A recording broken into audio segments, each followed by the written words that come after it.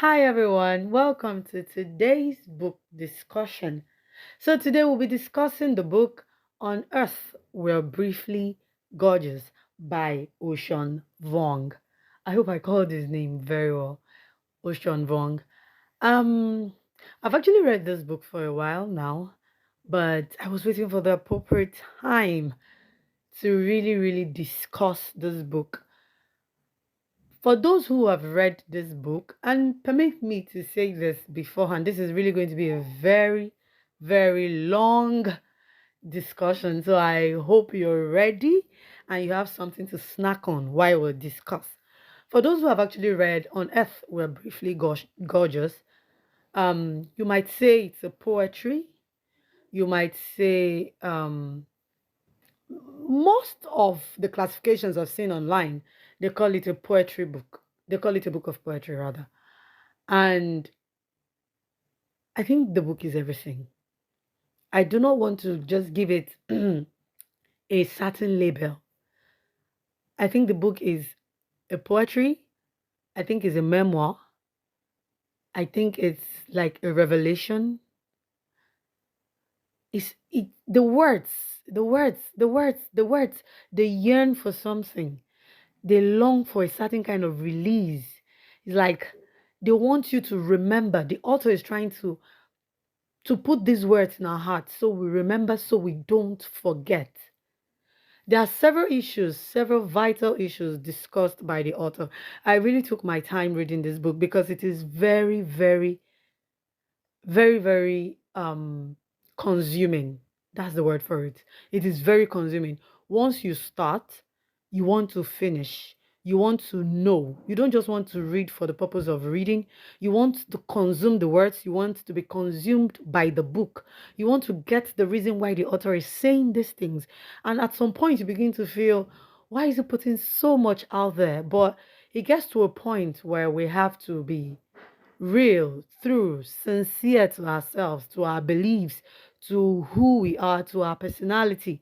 And if you do not say or tell people who you are, they might find it hard to appreciate who you are, to recognize who you are, or to even identify either what you are or what you have come to become. And some of the certain key issues discussed by Ocean is PTSD, post traumatic stress disorder.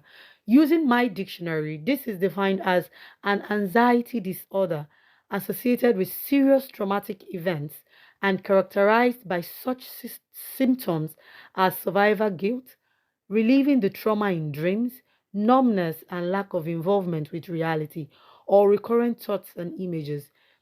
While reading this book, the author shares a part of himself growing up, how they survived the war, his grandmother, his mother, the symptoms, the trauma, and how these people continue to live daily in fear, beginning to see these things that they've seen before in their dreams repeat itself.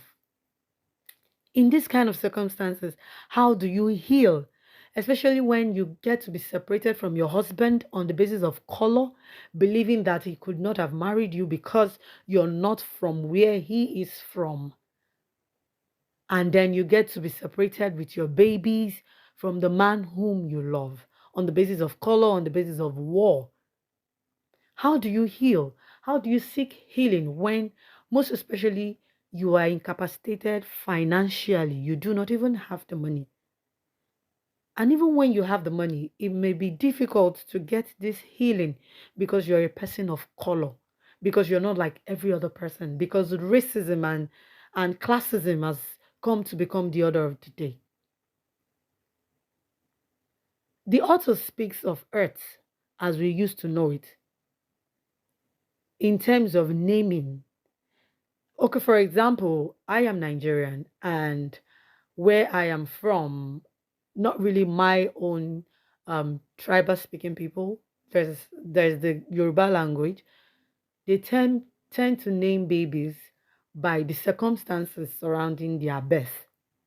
You get to hear names like Yetunde, Kokumo. Oh, Yetunde means like mother has reincarnated. A child who is born after when a mother must have died is given such names.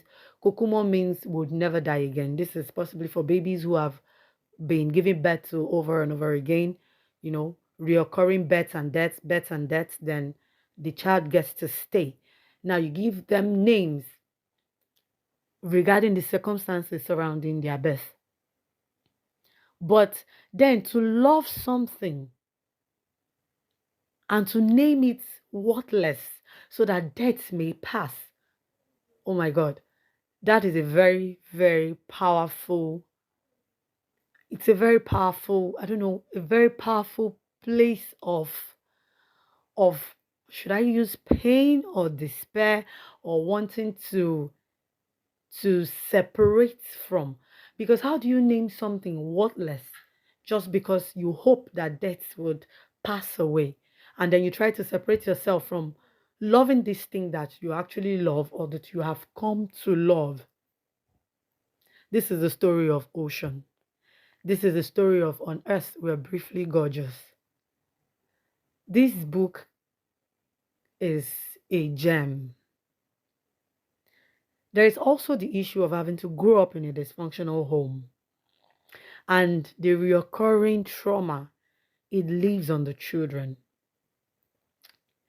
Most times we talk about the trauma, but as much as a dysfunctional home can be, I think it also has its own kind of love. Could be toxic, may be toxic, most of the time, possibly is toxic. But this is the best language they have come to know. This is how they've come to learn how to express themselves. And then when they get something that differs from that, your ability to recognize love now becomes very hard because that is not how you know it. That is not the language you understand it in. How do we heal from all this pain? The author also wrote from the aspect of a mother's love, knowing something but knowing it in another tongue. I think this is something that is debatable within friends, within groups. We acclaim ourselves to be of the Gen Z generation. And we say for those who are born in the 80s, the 90s, they do not understand what we say. And they do not understand the language that we speak. And they do not understand the kind of love that we express. But we forget that these things are the same things that they have done before, but they have done in another language. They have done in the language of trade by barter, giving what they have and collecting what you have in return so that we can both stay alive. That is also love. Not being able to recognize that bread can take different forms, but still they know what bread is. But you give them another kind of bread and they are unable to recognize it. But they just know what bread is in another form. This is because what the manner in which they know it as is different from what we know it as. This does not make them less human. This does not make parental love less than what it is. For the fact that they do not speak the language that we speak or express it in the manner that we hope that they might express it in does not make what they say less of what it means.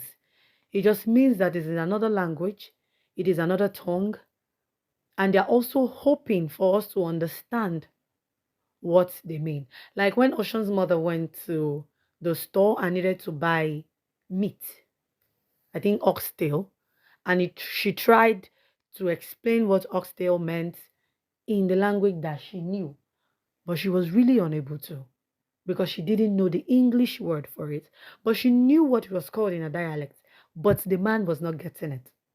And she kept demonstrating and demonstrating and demonstrating. Sometimes love may come in another form. This does not make it less of love. I don't mean toxic love now. People express themselves in different ways. And your ability to recognize this is really something worth knowing.